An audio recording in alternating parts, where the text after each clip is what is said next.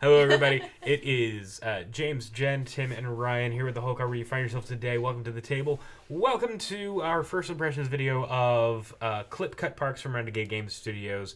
We literally just finished playing this game, and James won, which none of us are happy about, especially James. I'm happy. No, you're not.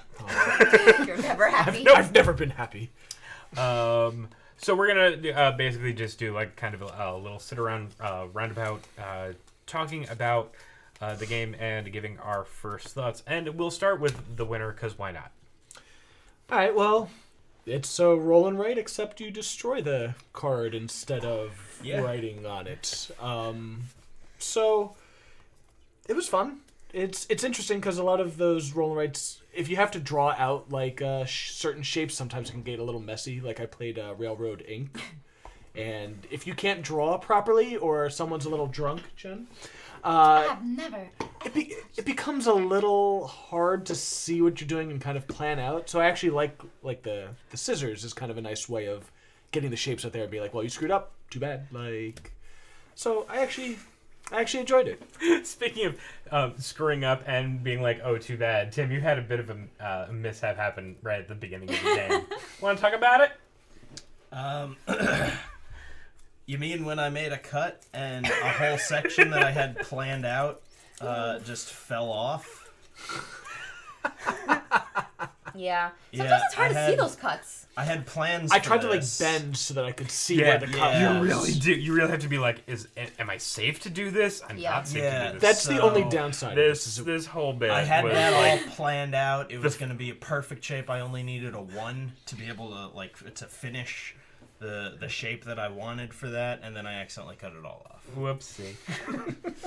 So what did you think?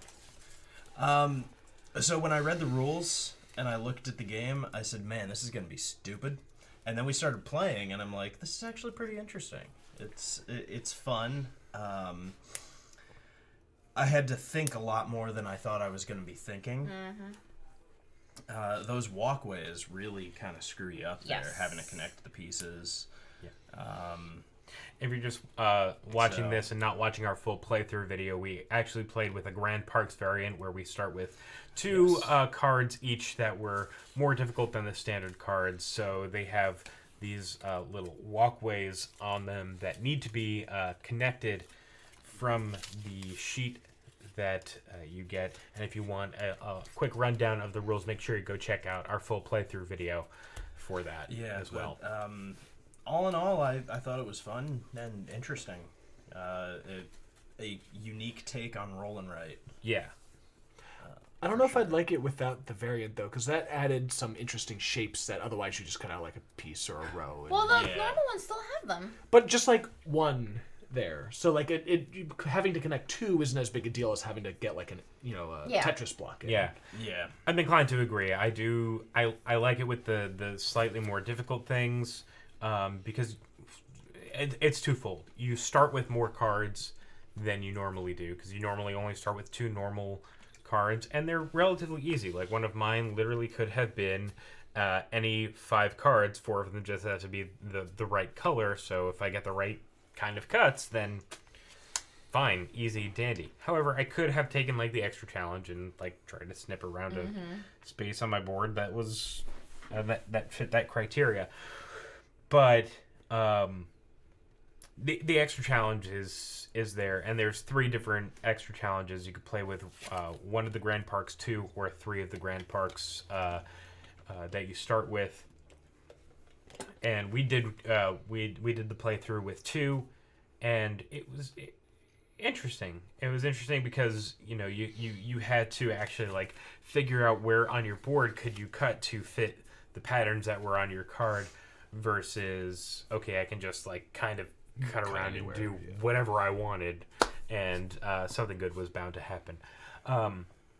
I'm inclined to agree with Tim on this. When I first saw the game, looked at the components, looked at the rules, I was like, oh, this is going to be dumb. Yeah. But for a really, really kind of quick 30-minute game, filler game kind of thing, it's actually it's a little bit more complex than than I thought it was going to be. Yeah, like it's not going to be the you're not going to call up your friends and say, "Hey, you want to come over and play Clip Cut Parks?" But it's some a good one to bust out on game night while you're waiting for pizza to get delivered. Yeah. Mm-hmm. Yeah. My friend will be here in 30 minutes. Let's... Exactly, yeah. We can do this.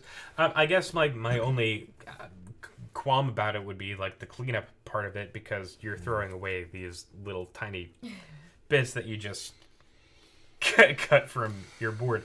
But the experience of the game itself is pretty solid. I mean, if you... Unique.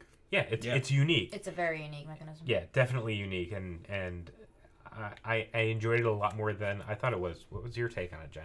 I enjoyed it. I mean, I'm definitely on this whole roll and write train that's happening. Mm-hmm. I'm definitely enjoying these type of games. So this whole roll and cut, again, very unique idea. I liked it. It's definitely my only thing, but I kept forgetting what I was trying to do when I was cutting. So then I would So did he. But that's nothing. The most important part. That's nothing about the game. That's all on the player. Obviously, I like oh, it's gonna look great, and then the next roll, I'm like, wait, what was I doing again? Yeah. That's all on me, of course. Yeah. But I like the idea that you can earn. Luckily for me, I had cards that kind of combined so that I can earn this little paw print, and then I could ignore it for this one, because for some reason, I was having a really tough time combining this little combining this little paw print with the thing. But luckily, I got the ignore the paw print thing, whatever. I like it. I like the simultaneous action thing. Rolling that 3 and 3 thing really screwed me. Yeah, no, the high numbers. The die can be like a really, really... Yeah. I really like the die. The die is the screw you mechanism. Yeah, like the more and more you cut, once you start getting those high numbers, it's like, oh no, I'm going to lose half of my board. If you get several rounds where it's like straight cut of 4, straight cut of 4, straight cut of 4, you're like,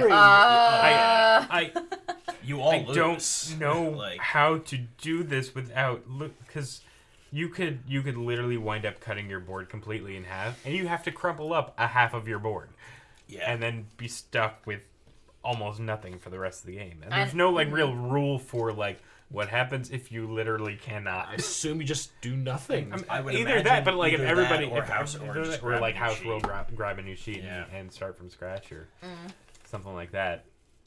I guess. Yeah. I mean, depends on how you feel about the game it. itself is kind of banking that you don't do that. Wasn't there a longer variant also? You had to do 7 instead of 5 or something? There's a variant that you can do 7. This is all I had left, and if I had 2 more cards...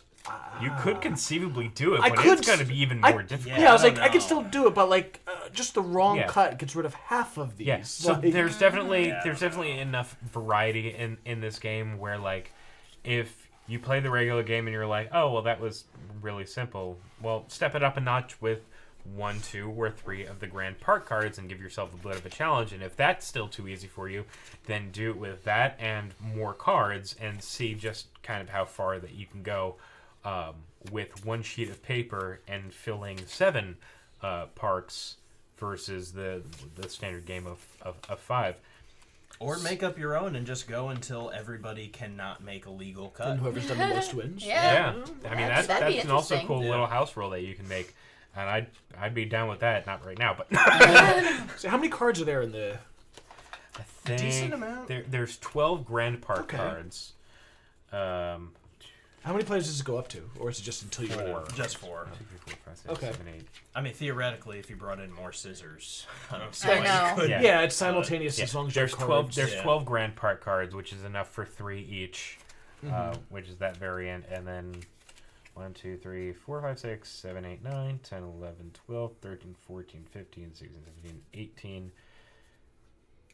Plus 12. 18 plus 12. Yes, 30. Yeah, I was right. So Good. 42 cards altogether. Yeah.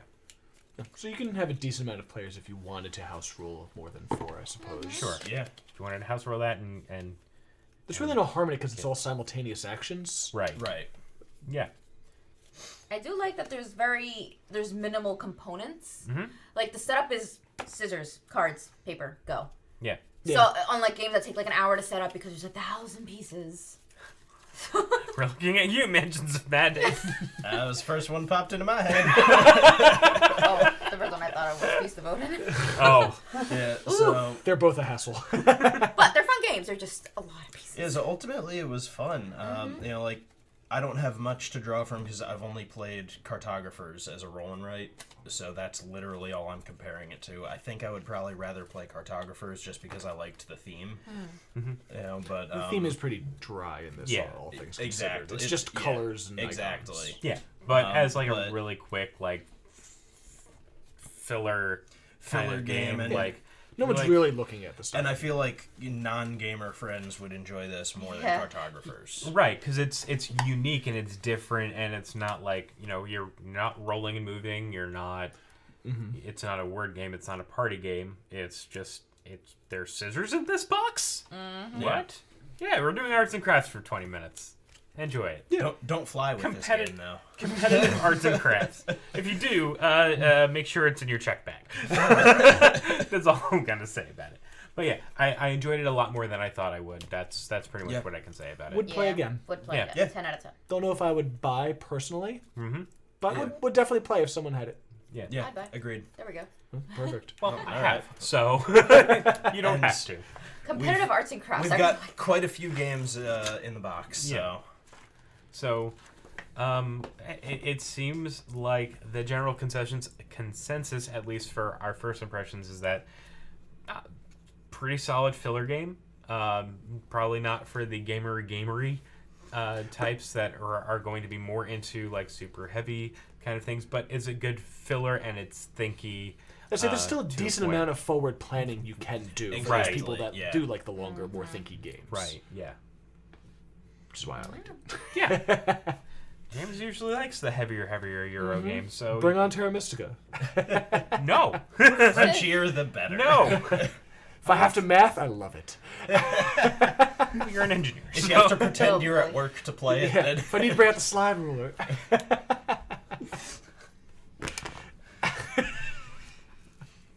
Slide rule in the TI-83. General consensus is if you like roll and writes, you want like a different like spin on the roll and write genre. If you like something that is a little bit thinky, but you also want to introduce it to somebody who's not really into gaming or into nope, I said it right. Just not into gaming, or you want to introduce gaming to somebody. This is a pretty solid starting point, a little jumping off point where you can get their feet wet into something that's a little bit thinky, a little bit different than what's been coming out for the past couple of years. And yeah, it's solid. And with parental supervision, I think it would be a good game for some kids. Yeah. And if your kids don't want to do arts and crafts and they want to like play a game, then they can do both. It probably helps. Get yourself a board game that can do both. So that's going to do it for us for the first impressions. We hope you enjoyed it. You can find a link for where to get Clip Cut Parks in the description below. And let us know what you think about it if you've played it. Until then, make sure you're giving us a follow and a subscription on YouTube. But most importantly, make sure that you are following us on Twitch, Facebook, and Instagram, where all of our updates are. A lot of things also wind up on Twitter when we have special events and kind of things like that. But we are live multiple times per week on Twitch at twitch.tv/thewholeguard. Link also in the description. And make sure you follow us. And thank you guys so much for watching. Go play. Hit that bell icon. Hit that bell. Do it! Please and thank you.